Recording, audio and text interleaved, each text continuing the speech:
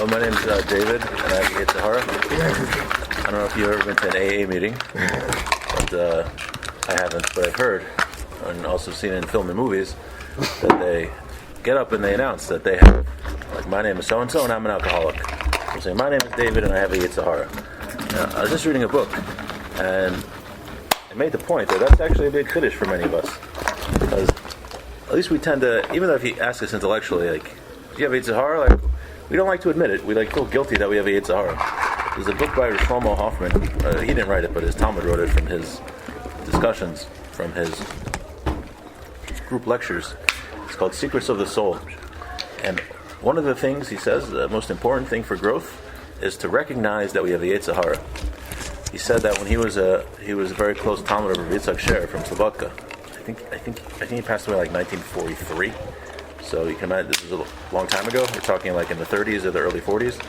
And he said he called him into his office once. And so he was a young man. Shlomo Hoffman was a young man at the time. And he says, I forgot specifically what he said it was, but he says, Shlomo, my Yetzer Harah is this. It's like, now, this is your Yetzer Harah, what you have to work on. Right?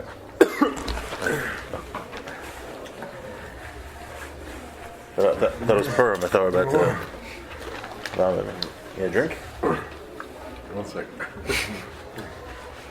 I'm good. Alright. And here's a chicken. I jump up when it happens. Oh, okay. We got the defibrillator. Should we press that red button? It looks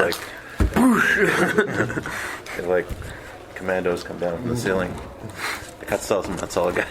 Siddish Hatzalah guy with the keys jangling comes from the ceiling. No, what is this? Anyway, so Yetzer Isaac Sher called him in. He says, I have this Yetzer Harah. He's like, this is your Yetzer Harah, what you need to work on. So he said it was very important chinuch insight that he didn't want, when he was a boy, he didn't want him to feel like he was attacking him to say, like, you have a Yetzer Harah, and this is what you need to fix. So he was telling him that I have this Yetzer Harah, this is like, I have a lot of trouble with this. And they're talking about an elderly Rosh Yeshiva from Europe. And even he was still working on his midos and growing at his old age. And Shlomo Hoffman is making the point is that the work of midos is never done. And also, what I was mentioning before, that the first step in working on ourselves is to acknowledge that we have a Yetzer Harah. And the reason I'm mentioning all this is because we're learning Derech Hashem with all the, the purpose of the world and the combination between the spiritual and the physical. But we're not just like learning it to gain knowledge. We're learning it in order to grow in Torah. What? Oh, sorry. I thought you said my name. I thought I could have sworn you said Rosenthal. That a person is growing in Torah, Avoda, and Midos. The first thing we have to do is recognize we have a Yetzer Harah. Because if we don't recognize we have a Yetzer Harah, first of all, we can't grow. Also, when we have a Yetzer Harah, if we don't recognize we have a Yetzer Harah, we tend to get very frustrated. Guess what? It's normal for a person to get angry. It's normal for a person to have a desire for things that are forbidden. That is 100% normal. Hashem made us like that, and if we didn't have that, those urges and those desires, we wouldn't be human beings. And Hashem made us like that on purpose. Hashem's not testing us to see if, like, oh, someone cut me off in the street, am I going to get angry? Now, He might be testing me how I react. Am I going to beep? Am I going to scream, or am I just going to? I feel the anger. I'm angry, but I'm not going to react. Doesn't mean every time we're going to pass the test. We're not expected to every time we pass the test because we're human beings. But the first thing is acknowledging that we have Yetzer Harah. The famous story. Some mashgiach or a rebbe. That's a true story. I just don't know who it happened to, but I think I probably said before. Also, a guy from yeshiva went off the derech. So one of his friends went to the mashgiach. He said, "My friend's crazy. He's been dancing with girls. He's dancing with girls and he's eating pig." He's like, "That's not crazy. That's very normal. If he was dancing with pigs and eating girls, that would be insane." The point is that he's normal. He has a Yetzer Harah. Like Hashem made us like that. A person should never feel guilty that he has a Yetzer Harah. Now, we work on our whole lives to improve on it. But if we don't acknowledge that like we have like things that desire evil inside of us, and like then we don't stand a chance to grow. Also, it's very practical because the more we fight and like the more we like beat ourselves up over the fact that we have Yetzer Harah, the harder it is actually to to defeat the Yetzer Hara. For example, if you get angry at something that's like it's befitting to get angry over, someone like stole your wallet, I don't know, or your house, or something. Well, I can't think of better examples. I'm all tired. But like, or lied about you and you got fired from your job, or spoke lashon hara about you, something like that. Like you have like a right to get angry. So you have two options there. You say, "Wow, like I'm angry." Yeah, that tends to happen when people mistreat you like that. Or it's like, why am I angry? I'm such a Russia. I can't believe I'm still like this. This is disgusting. Oh, Hashem hates me. Why? I learned Musar Seder for like 5 years in yeshiva, and like I learned Mesil Shasharim like 3 times. And like, how am I still angry? It doesn't make any sense. You know what's going to happen? We're going to get more angry and more frustrated, and that just totally defeats the purpose. If a person's walking down the street and he sees something that's attractive, so he starts thinking about it. He says, "Oh, I can't believe I'm thinking about that. I'm such a Russia. The Banim they don't have these thoughts. What's wrong with me?" No, that's one thing you could do. Or you could say, "Oh yeah, I noticed the attractive woman walking by because Hashem made me like that. Okay, well I'm not going to turn around and follow her, or like look again. But yeah, okay, it's fine. Hashem made me like that." The more we like normalize the fact that we have the Yetzer Hara, the better it is. The easier it is to beat and to acknowledge that the way Hashem made us, it takes a long time and very slow steps to change those inner feelings. It takes a long time. It's slow work. We shouldn't expect change overnight. Even from week to week, we shouldn't expect change. But sometimes if you consistently work on it, you look back over a year, you'll notice like, oh yeah, that doesn't bother me anymore. This doesn't happen to me anymore. Change very slowly. The Vilna Gaon says like climbing a ladder. You can't skip a rung. If you skip a rung, you're gonna fall flat. Like Rebel Wine says about crash courses in Jewish history. He says they usually crash. So if you try to do something too fast, a lot of times some guys crash. They try to be like the top guy, like no joke. They want to be the top guy. What happens is it's really guy on it, and then they they snap. Yeah. And they snap, and why do they snap? Or is they wonder why they snap? It's all gaiva. The whole time was gaiva. They wanted to be the top guy, that top guy, and it came a time that all of a sudden somebody else was top. All of a sudden they collapsed. I don't know. Shlomo Hoffman had a story like that when he was a bacher. There was a guy who was first one base medrash. He never talked to anyone. He just like learned the whole day. He was the last one to leave the base medrash, and like everyone admired him as the biggest masman. But Shlomo Hoffman wasn't like that. He took his star very seriously, but he had friends. He was like normal, and when this boy left yeshiva, he said, "I'm so jealous of you." He said, like, you're able to like learn and be normal. And I was driving myself crazy, and I recognize now that like because like you're saying, like I wanted to be known as the top guy, and like I'm like miserable because like I like you need to have friends and you need to have a social life. Yeah. Shlomo Hoffman like noticed he makes a point like we're human beings. Like there's no shame in like having to be social with your friends. Like Hashem made you like that. There's no shame in enjoying chicken from Glopite. Or bun. We should get bun. Can we get bun? It's like really good. Someone just invited me to. Anybody would like to sponsor? Yeah. No. Sponsor? So someone just invited me to a party and they said they're gonna have buns, so I'm gonna be there. They're gonna have buns. No, from bun. From bun. Yeah, it's good. Yeah. I was at bar mitzvah, and you see what areas I need to work on. I was at bar mitzvah. No joke. My stomach's upset, and I'm still fighting not to eat the chicken because it tastes so good. I know if I eat it, I just ate so much like to eat. If I eat any more, who knows? I hope I'll be able. I know. I've been there. I hope I'll be able to fit through the door. I've had that problem. There's a door in his house where I have to stand sideways to walk through. It's very small. The kitchen's very small. He's a skinny person, so he can fit anywhere. They didn't think about their overweight relatives when they purchased the house. But anywho, but the point is, I'm just using that as an example. I'm trying to normalize the Yetzer Hara. But anyway, what if you have a Yetzer Hara that not a Yetzer Hara, that a weakness? I don't know that. Like, let's say you're really bad. I'm not making up something. This is not. Let's say you're really bad about talking during davening. Yeah. So you kind of, but you notice that you're like one of the worst guys at it. so Okay. So So how do you then tell yourself, you know what? That's how Hashem made me. No, I should have made this clear. You could do two things. We're supposed to do two things at once.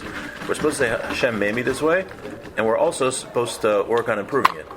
Meaning, it's like, take the weight example because I can relate so well to it. Let's say a person's 300 pounds. Mm-hmm. He can acknowledge the fact that he's 300 pounds, but he's also trying to lose weight. He's not going to beat himself up the next day because he's not 150 pounds the next day. Mm-hmm. You know, he's going to have some days where he's good and some days where he's not good. He hopes over the long term he'll lose 100 pounds, but he knows it's going to take a long time. But like this guy who's the worst at talking during davening, maybe Hashem made him that way. Okay, fine. But he's trying to change. Now, the next day he slips up. He's going to beat himself up over it because he didn't perfect himself in one day. That's ridiculous. That's like the guy who's 300 pounds. Trying to lose 100 pounds overnight. It's impossible. That's not how human beings made.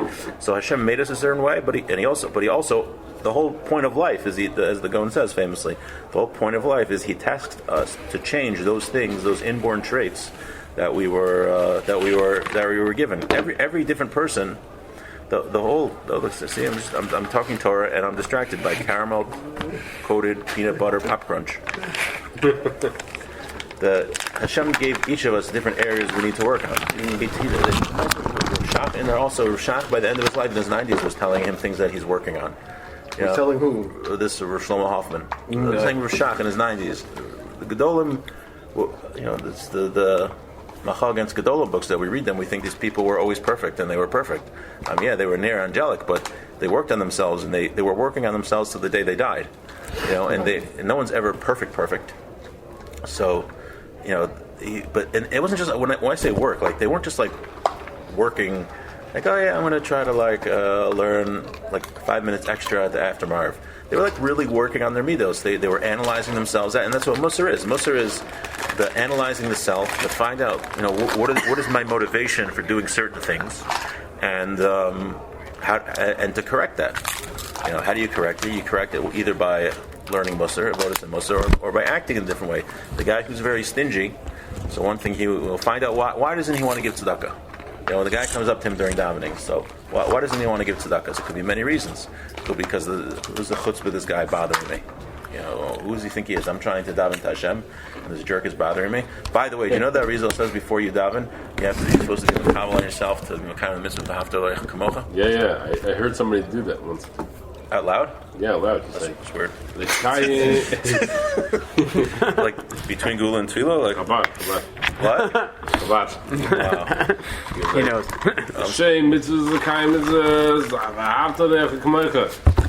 Like singing, he said it really, really loud. It's not like... You heard what Tucker Carlson said today? He doesn't like Yidden. Yeah, but today he said that every day he comes out with another statement of I know, it's scary. Anti-Yidden every day. Oh, but this one actually got Hana from because it said it was actually an organization. They want to rebuild the third temple. Oh, the Temple Institute. No, so not the Temple Institute. I do know them. But, did I get them here? They have the museum there by your. We can't do all the organizations in one share. Well, he's like the guy who runs it is like my third cousin or something, fourth cousin. I don't know, a few times. Yes, I don't know if that organization is okay, fine. No, but Tucker Carlson. Cousin. A guy who runs he's legit anti-Semitic, no? He's legit anti-Semitic. Yeah, Tucker Carlson for sure.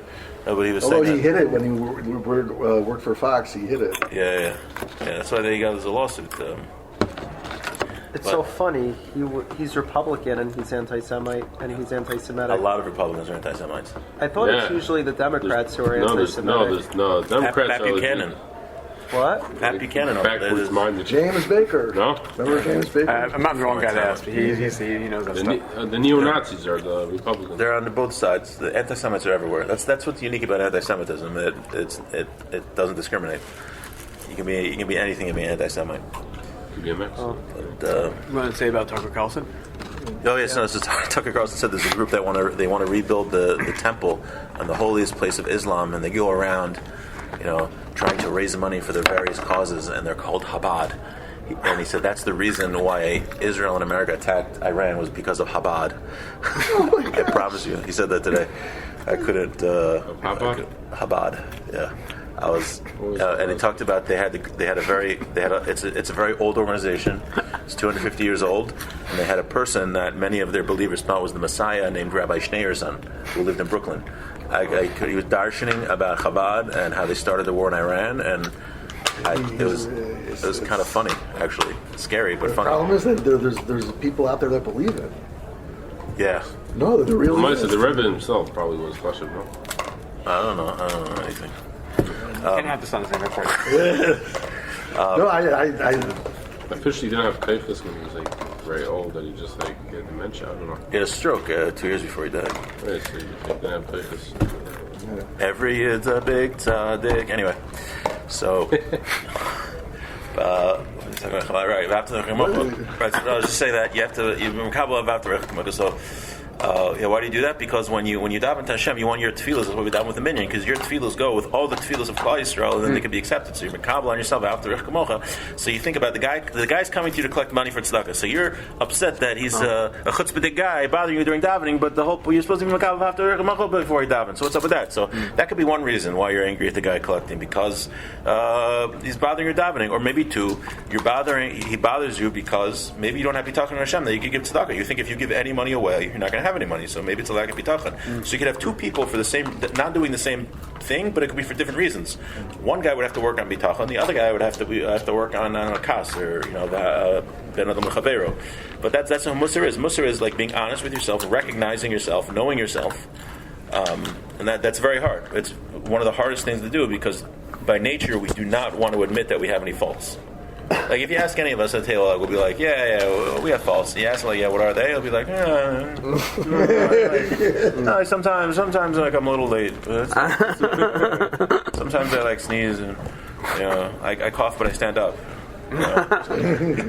But no, if we would really like be honest with ourselves, we would find we all have serious flaws. We're human beings, by definition, we have serious flaws. But that shouldn't make us feel bad, because Hashem made us like that on purpose. Our job is to be misakin ourselves, just like He made the world incomplete. That really, we're learning that in the Ramchal. We didn't really, I don't know if we got to it yet in the Das Tunas, that the world is incomplete, and our job is to misakin it, to rectify it. So we shouldn't be upset about it. We should be happy about it. That we are imperfect. We're going to learn about angels soon. Angels are perfect. We're not perfect. And it's supposed to be like that. But like you're saying, if you recognize your imperfection, you don't just say, I can't do anything about it. You actually have to work on it. That's what most people do. Most people in life don't recognize most people think they're perfect. And they think everyone else has to conform to them. That's I think that's like 85% of people. That's like 5% of people that say maybe I need to work on this, but I just give up. And then you have like 10% of people actually working on themselves. Yeah, but that seems to be the. But just because I'm talking about working on your midos, we got another minute. So I'll just finish off with a story. There was an ethics professor. I probably said the story with the ethics professor. You might it doesn't. I don't think so. Yeah, same thing. I don't know. I'm not sure. I'll say. It's one of my paranoias to repeat myself over and over again. But there's an ethics professor who was caught doing something unethical with one of his female students. Someone asked him, hi, you're an ethics professor. So he said, is the geometry teacher a triangle? So I'm just saying, I'm not a triangle. I'm not perfect. I'm working on myself. So just because I'm talking about having good midas doesn't mean I have good midas. But yeah.